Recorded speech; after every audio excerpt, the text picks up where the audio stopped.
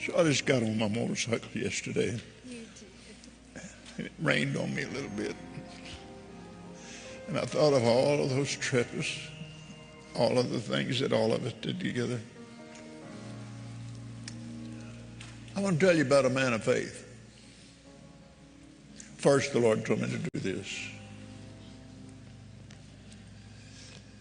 Carolyn said, "You're going to like this man.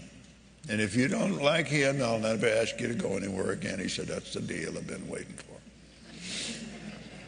She said, I welcome you guys back on here. If you're new, consider subscribing, liking, and also share this video.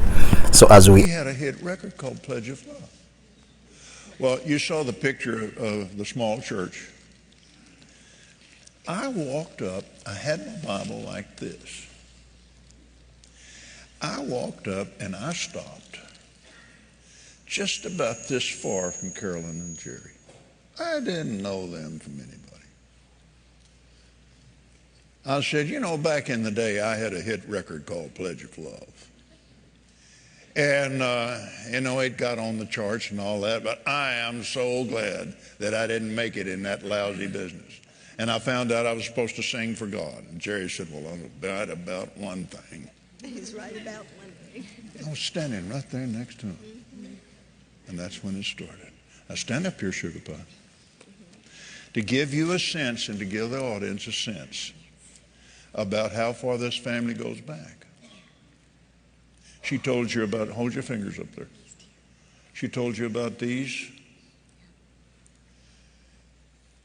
It was in the nursery. She crawled up under the nursery's attendant. I welcome you guys back on here. If you're new, consider subscribing, liking, and also share this video. Now, as we are still commemorating and also pay tributes to the legendary televangelist, that is Jerry Savelle, who actually passed away a few days ago in California as he had gone to preach the word of God. This is a man who lived his purpose to spread the gospel. Now we are seeing his funeral and celebration of life service being held at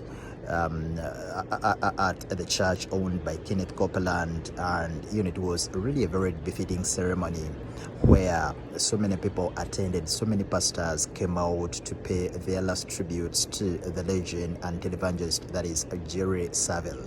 We saw his longtime brother and of course longtime friend Kenneth Copeland also coming out. You know, he was really very emotional, like you've seen at the beginning of this video, and actually we credit it to the Kenneth Copeland Ministries.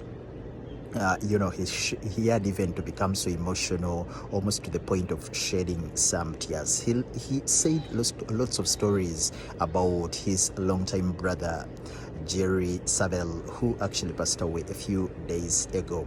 Then we saw Keith Moore, the likes of Pastor Caldwell, then the granddaughters also attended and of course gave a speech. You know, everything was, the whole ceremony was emotional and very,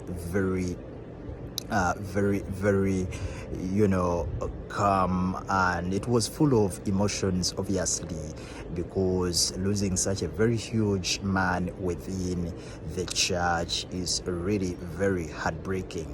Then also we saw Pastor Keith Moore also coming out actually to give his speech, and he told lots of stories about Jerry Savelle. But of course, to summarize it all, for me, what I noticed is no one has actually come out to say a bad word about Pastor Jerry Savelle. It teaches us a lesson that once you do something good in your life, obviously the good words will follow you in your last hours on earth. So, you know, we've seen almost all the comments on social media. Nothing bad has been said about Pastor Jerry Savelle, and it shows the kind of man who, he was. He lived his purpose. He spread the word of God. He never involved in any drama, any controversy. No wonder that everyone has appreciated his work when he has passed away. We are still sending our prayers and messages of condolences to the family, the congregation, and everyone who was part of the Jerry Savelle Ministries.